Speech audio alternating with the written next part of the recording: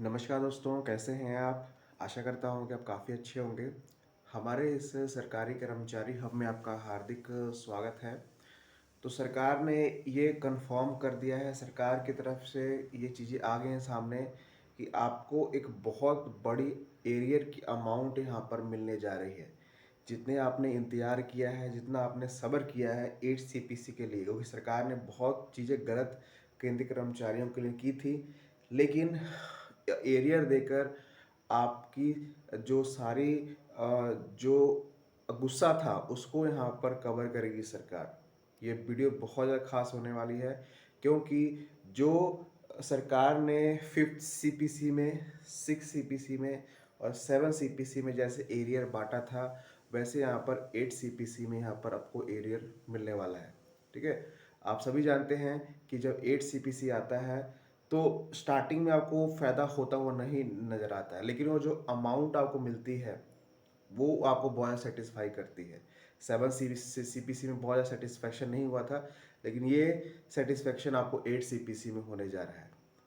पूरी खबर बताऊँगा, ऑफ़िशियल चीज़ें आपको दिखाऊँगा, बोर्ड पे मैं दिखाऊँगा सब कुछ। इस वीडियो को लास्ट तक ज़रूर देखिएगा, ठीक है? तभी आपको क्लियर हो सकेगा। एक रिक्वेस्ट है, अगर चैनल पे आप नए हैं, चैनल को आप ज़रूर सब्सक्राइब कर लें। साथ में आप घंटी के निशान को दबा दें, ताकि जब भी हम कोई ऐसी बड़ी अपडेट आपके सामने लेके आएँ, उसका नोटिफ़िकेशन आपको सबसे पहले मिल सके। ठीक है? तो जो भी इन्फॉर्मेशन दूँगा वो आपको डिस्क्रिप्शन बॉक्स में उसका लिंक मिल जाएगा, वहाँ से आप डाउनलोड कर सकते हैं। लास्ट में आपके हाथ में कितना एरियर आने वाला है, एक आम कर्मचारी जो छोटे लेवल का कर्मचारी है उसके हाथ में कितना एरियर आने वाला है आपको मालूम चलेगा। तो ये लास्ट में ज़रूर वीडियो देखिए, लास्ट तक ज़रूर देखिएगा वीडियो, ठीक है? चलिए स्टार्ट करते हैं। जो हमारे पास इन्फॉर्मेशन जो निकल के आई है, मैं सारा डाटा आपको सामने दिखा रखूँगा।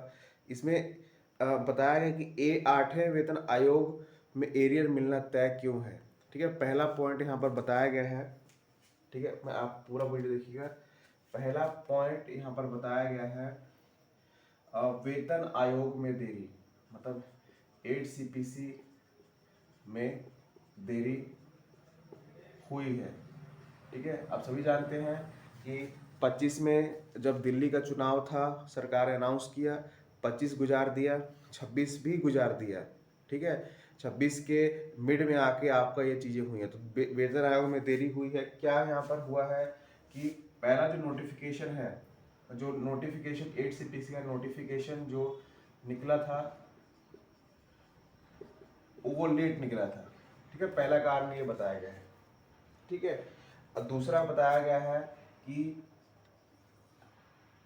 लेथर्जिक अप्रोच किया जा रहा है।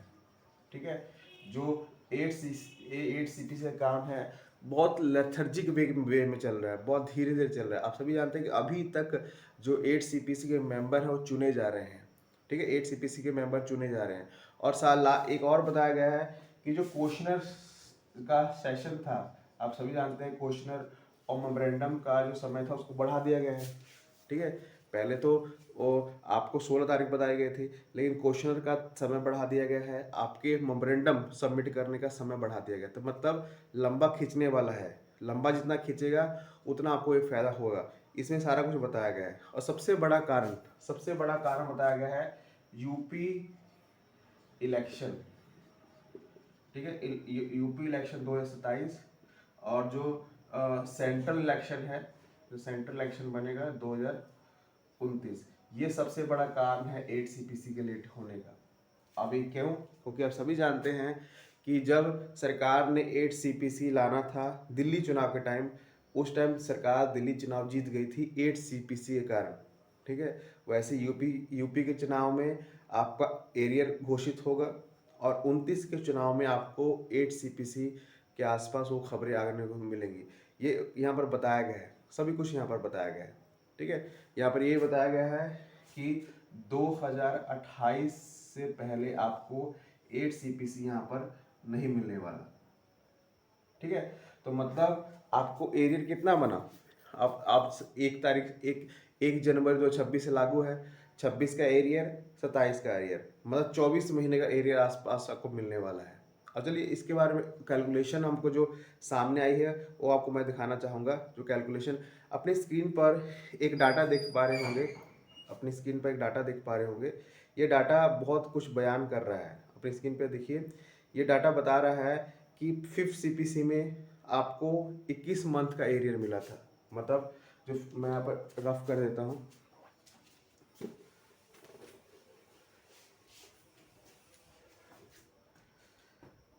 डाटा आप देख पा रहे हैं अपनी स्क्रीन पर। 5th सीपीसी, जो 5th सीपीसी था, इसमें आपको कितने मिले था? 21 मंथ का एरियर दिया गया था। ठीक है। 6 सीपीसी में ये बढ़कर कितना हो गया था? 32 महीने, क्योंकि उसमें बहुत टाइम लगा था आपका वेतन आयोग आने में। ठीक है। 7 सीपीसी में जल्दी लागू हो गया था, सिर्फ आपको 6 महीने का एरियर यहाँ पर दिया गया था। 8 सीपीसी में क्या, 8 सीपीसी में क्या किया जाएगा, इस ये सामने चीज आई है। ठीक है। और अपनी स्क्रीन पे आप देख भी पा रहे होंगे कितनी कितनी अमाउंट केंद्रीय कर्मचारियों को दी गई थी। जो 5th सीपीसी था, 21 महीने का एरियर दिया गया था 11,200 रुपये। अब 5th सीपीसी किस कब की बात कह रहा हूँ? 96-97 की बात कर रहा हूँ। उस टाइम पैसे की वैल्यू कितनी थी?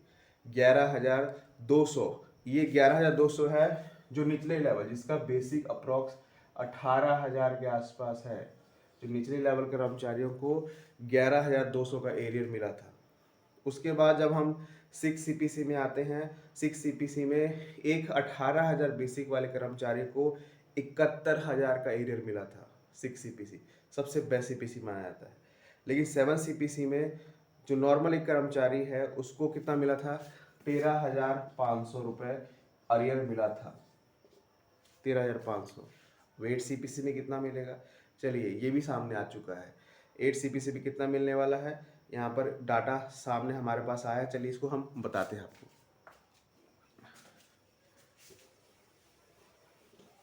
अब देखिए क्या हो रहा है। अगर हम एरियर का डिस्ट्रीब्यूशन करें, क्योंकि हम 7 सीपीसी से ही देखेंगे, क्योंकि 7 सीपीसी सारा कुछ हमारे पास था। ठीक है। ये 8 सीपीसी है, ये 7 सीपीसी है। ठीक है। 8 सीपीसी में क्योंकि हम एरियर कैलकुलेट करते हैं पिछले बेसिक से, तो हमारा बेसिक जो था 6 सीपीसी में, 6 सीपीसी में बेसिक कितना था? 7,000 रुपये। ठीक है। अब सारा कैलकुलेशन देखिएगा, 8 सीपीसी का मालूम चलेगा आपको। ठीक है। उस टाइम डीए कितना चल रहा था? 125%। ठीक है। तो इसका 125% निकालते हैं तो 8750 रुपये बनता है। ठीक है। टोटल सैलरी कितनी बनी? 15,750। 15,750 विदाउट पे कमीशन कर्मचारियों को उस टाइम मिल रहा था। ठीक है। जब 7 सीपीसी आया तो 18,000 सैलरी हो गई थी। ठीक है। तो फर्क कितना आया था? मंथली फर्क कितना आया था? 2,250 रुपए का, इतना फर्क आया था। अब यही अंतर हुआ था और 6 महीने वेतन आयोग को लागू होने में लगे थे। तो मतलब 2,250 को हम 6 से जब मल्टीप्लाई करते हैं तो कितना बनता है? आसपास आसपास मल्टीप्लाई, या फिर हम उसको जोड़ते हैं तो 11,550 रुपये एक कर्मचारी को दिए गए थे, जैसे मैंने बताया था। ठीक है। 7 सीपीसी में जिसकी सैलरी 18,000 के आसपास थी, उसको इतना एरियर मिला था। अब ये सिनेरियो यहाँ पर चेंज हो जाता है। देखिए 7 सीपीसी, ठीक है। अब 7 सीपीसी में सेल, क्योंकि 8 सीपीसी तो 7 सीपीसी की सैलरी देखी जाएगी। ठीक है। 7 सीपीसी की सैलरी कितनी होगी? 18,000 रुपये। ठीक है। और डीए, लास्ट डीए कितना चल रहा है आपका? 60%। ये हो जाएगा, इसका 60% निकालते हैं तो कितना बनता है? 10,800 रुपये। ठीक है। इसका हम निकालते हैं तो टोटल सैलरी कितनी बनी? टोटल सैलरी कितनी बनी? 28,800 रुपये। ठीक है। अब 8 सीपीसी में आप सभी जानते हैं फिटमेंट फैक्टर जो है 1.92 के आसपास लगने वाला है, अगर हम मिनिमम फिटमेंट फैक्टर देखें तो। ठीक है। मिनिमम फिटमेंट फैक्टर, तो जब हम 8 सीपीसी को, मतलब ये 18,000 को हम 1.9 से गुना कर देते हैं तो कितना निकलता है? 34,560 रुपये। ठीक है।